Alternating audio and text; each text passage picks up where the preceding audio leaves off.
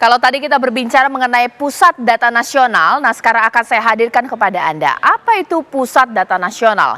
Yang merupakan implementasi dari kebijakan pemerintah yakni Peraturan Presiden Nomor 95 Tahun 2018 tentang Sistem Pemerintahan Berbasis Elektronik Pemirsa atau SPBE. Nah, saya akan hadirkan kepada Anda. Inilah dia server Pusat Data Nasional atau PDN sesuai dengan Perpres nomor 95 tahun 2018 di mana pasal 27 ayat 4 mengatakan tercantum Pusat Data Nasional sebagaimana dimaksud pasal 2 atau ayat 2 huruf A merupakan sekumpulan pusat data yang digunakan secara bagi pakai oleh instansi pusat dan pemerintah daerah yang kemudian saling terhubung. Ini disebut tentang sistem pemerintahan berbasis elektronik atau SPBE. Ya pemirsa, ini yang kemudian menjadi permasalahan ketika server tersebut sempat down hingga menimbulkan berbagai macam permasalahan. Ya, seperti yang diatur dalam Perpres nomor 95 tahun 2018 tentang Sistem Pemerintahan Berbasis Elektronik atau SPBE. Ya, dalam pasal tersebut dikatakan bahwa ini merupakan sekumpulan data yang digunakan secara bagi pakai oleh instansi pusat dan pemerintah daerah yang kemudian saling terhubung.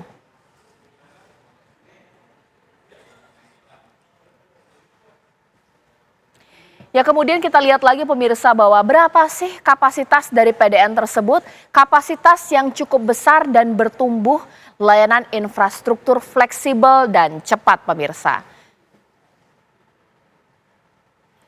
Ya, bahkan dalam Pusat Data Nasional atau PDN, fasilitas dan sistem operasional ini pun berstandar internasional. Jadi tidak perlu diragukan lagi bahwa Pusat Data Nasional atau PDN berstandar internasional. Lalu layanan PDN pun diperuntukkan untuk seluruh instansi kementerian, lembaga, pemerintahan daerah di Indonesia. Jadi sistem ini terhubung dari kementerian-kementerian lembaga yang menggunakannya. Nah, ini yang kemudian menjadi permasalahan berbuntut panjang adanya gangguan sistem Pusat Data Nasional atau PDN, tepatnya 20 Juni 2024, di mana yang terganggu adalah layanan keimigrasian pemirsa. Ya, layanan imigrasi pun akibatnya melakukan sistem manual hingga menyebabkan antrian cukup panjang di bandara. Padahal kita tahu bahwa momen-momen seperti ini sangat penting untuk memberikan pelayanan cepat karena libur anak sekolah bahkan juga harus menerima kedatangan jemaah haji. Menkominfo Budi Aris Setiadi mengatakan bahwa memang telah terjadi gangguan kesisteman dalam Pusat Data Nasional tersebut. Jadi ketika sudah ada gangguan di pelayanan imigrasi, langsung Menkominfo pun angkat bicara tanggal 20 Juni 2024 bahwa memang dibenarkan terjadi gangguan dalam kesisteman. Menkominfo pun mengatakan memang betul telah terjadi gangguan pada Pusat Data Nasional yang kemudian berdampak kepada beberapa layanan publik. Lalu Menko Polhukam pun menyatakan bahwa permasalahan ini akibat teknis dan penyebab gangguan itu kemudian berdampak pada Pusat Data Nasional. Ya, Menko Polhukam menyatakan permasalahan teknis pada Pusat Data Nasional. Bahkan secara harfiah dikatakan di lapangan Bayangkara Jakarta pemirsa, Menko Polhukam Hadi Cahyanto mengatakan kemungkinan ada permasalahan teknis yang kita juga ketahui jangan sampai terjadi di kemudian hari. Kalau peralatan-peralatan meski ada kelemahannya yang perlu kita antisipasi. Jadi membenarkan ada permasalahan tapi harus diantisipasi hingga tidak berlanjut pemirsa. Lalu Polri dan BSSN pun lakukan langkah cepat mengatasi permasalahan ini, mencari tahu apa yang terjadi dengan melakukan penyelidikan.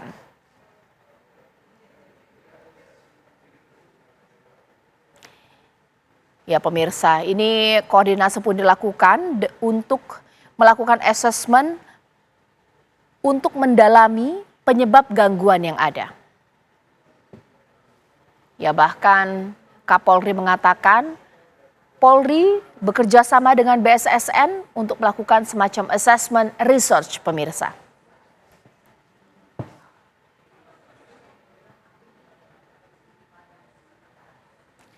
Lalu berapa banyak kementerian dan lembaga yang menggunakan layanan PDN pemirsa? Ada 56 diantaranya ANRI, BKN, BNPB, BSSN, Dewan Kerajinan Nasional, DKPP, Kementerian Agama, dan juga Kementerian ATR BPN.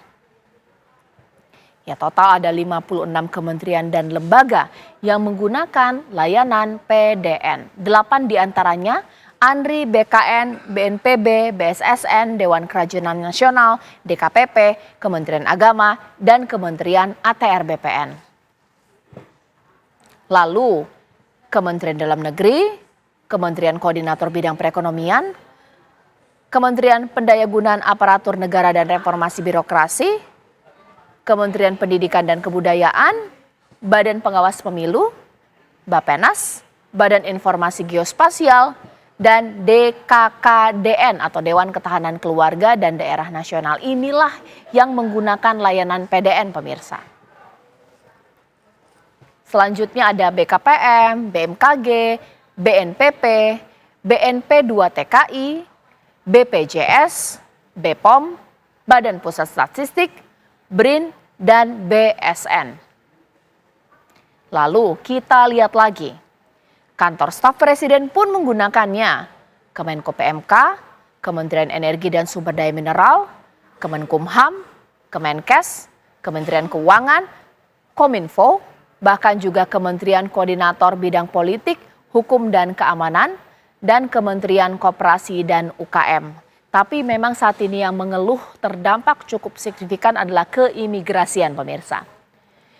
Dan yang menggunakan PDN ini juga Kemenlu, Kemenparekraf, Kementerian Pemberdayaan Perempuan dan Perlindungan Anak, Kemendak, Kementerian Pertanian, PUPR, Komisi Yudisial, Komnas HAM, 8 Lembaga Administrasi Negara, MK, Ombudsman, Perpustakaan Nasional, PPATK, dan Setjen DPR RI. Harapannya layanan PDN ini bisa diselesaikan pemirsa sehingga tidak terdampak untuk beberapa penyelenggaraan pemirsa, khususnya keimigrasian.